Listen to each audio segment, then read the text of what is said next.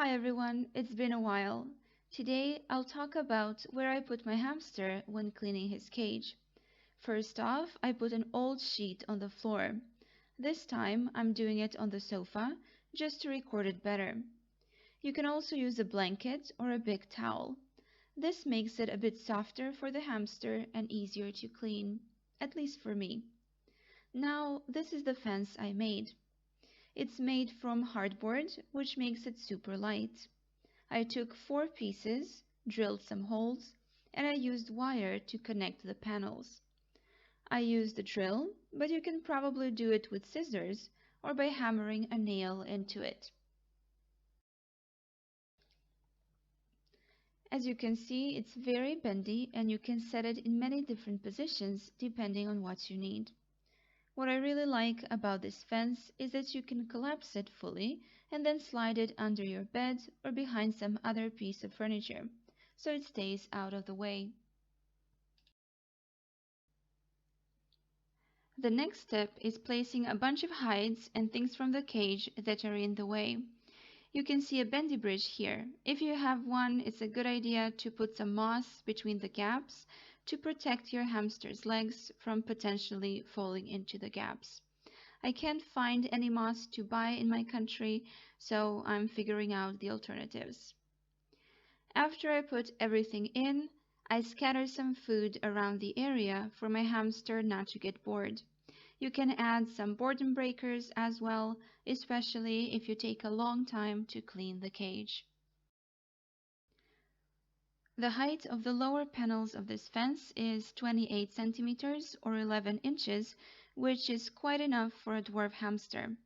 But if you have a Syrian, I would recommend at least 45 centimeters or 18 inches, just in case.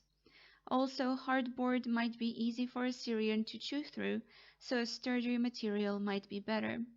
I use hardboard because it's super cheap and it does the job. I use this particular fence not only when cleaning the cage, but also to roam and play with my hamster. If you plan to buy a fence, it is best to avoid any wire fences. This is because your hamster will try to climb it and potentially escape from it. Or even worse, your hamster could fall down and hurt itself. A smooth surface is the best because it prevents climbing.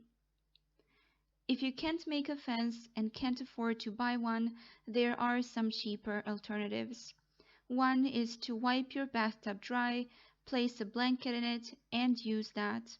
Or you can use any kind of deeper container, such as a plastic storage bin, and again you can put a blanket on the bottom.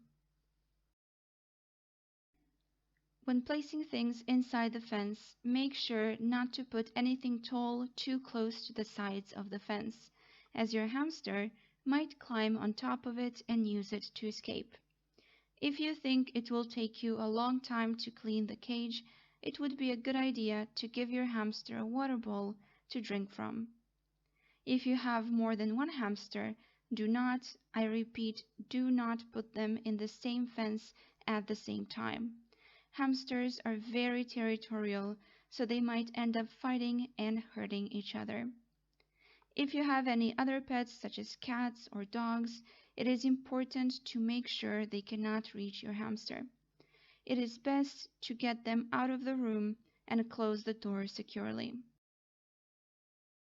After your hamster finds all the food that you had hidden, it might start to get impatient for more, or they might want to go back to their cage. In a few moments, you will be able to see Nosy trying to climb the sides of the fence unsuccessfully. When this happens, you can pick up your hamster and put it back into its cage, or if you haven't finished cleaning the cage yet, you can give your hamster some more food or boredom breakers. Again, boredom breakers are great because they can buy you more time, and it's also fun to watch your hamster trying to get to the food. If you decide to make this kind of fence, let me know in the comments how it worked out for you.